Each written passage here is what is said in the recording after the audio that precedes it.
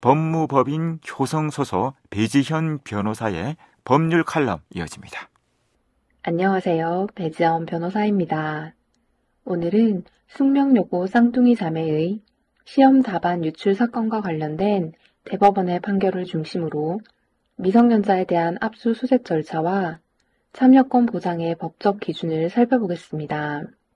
특히 이번 판결은 미성년자 압수수색 절차에서의 권리 보장 문제를 최초로 명확히 다룬 판례로 주목받고 있습니다. 숙명여고 쌍둥이 자매는 2017년부터 2018년까지 5차례에 걸쳐 교무부장이었던 아버지가 유출한 시험 답안을 사용해 학교 시험에 응시함으로써 학교의 성적 평가 업무를 방해한 혐의로 기소되었습니다.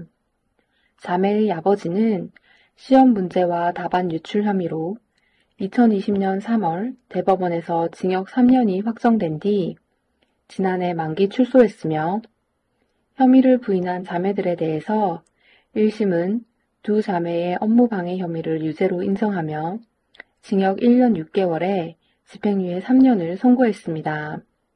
1심은 범행 당시 자매가 만 15세에서 16세였던 점, 소년법이 정한 소년으로서 인격 형성 과정에 있었던 점, 아버지에게 무거운 징역형이 확정된 점, 숙명여고에서 퇴학 처분된 점 등을 고려해 집행유예를 선고하였습니다. 항소심 역시 유죄를 인정하면서도 자매가 서로 공범이 아니라는 주장을 받아들여 징역 1년에 집행유예 3년을 선고했습니다. 항소심 재판부는 판결을 선고하면서 쌍둥이 자매가 아버지가 징역 3년을 마친 지금까지도 이 사건에서 조금 더 벗어나지 못한 채 정상적인 생활을 하지 못하고 있는 점, 수사 과정에서 심각한 스트레스를 호소하며 입원 치료를 받은 점, 서로 상대방이 치른 시험에 대해선 업무방해의 공동정범으로 책임을 부담하지 않는 점 등 1심과 달라진 모든 재반 사정을 종합해 형을 선고한다고 밝혔습니다. 이에 대해 검사와 자매가 모두 상고하였으나 대법원은 검사와 피고인들의 상고를 기각하고 원심을 확정하였습니다.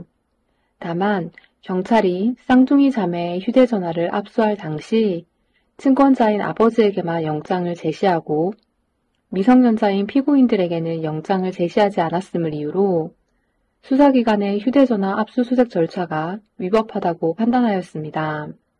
헌법 제12조 제3항 및 형사소송법은 모든 피압수자에게 영장을 제시하고 적법한 절차를 따를 것을 요구합니다.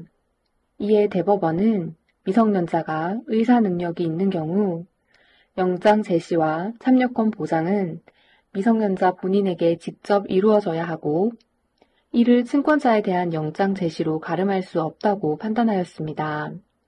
따라서 친권자에게만 영장을 제시하고 미성년자 본인에게는 영장을 제시하지 않는 점은 절차적 위법에 해당하고 해당 절차로 확보된 증거는 위법 수집 증거 또는 그 2차적 증거로서 유죄의 증거로 삼을 수 없다고 지적하였습니다. 다만 대법원은 위법 수집 증거를 배제하더라도 적법하게 수집된 나머지 증거만으로도 쌍둥이 자매의 공소 사실을 입증하기에 충분하다고 판단했습니다.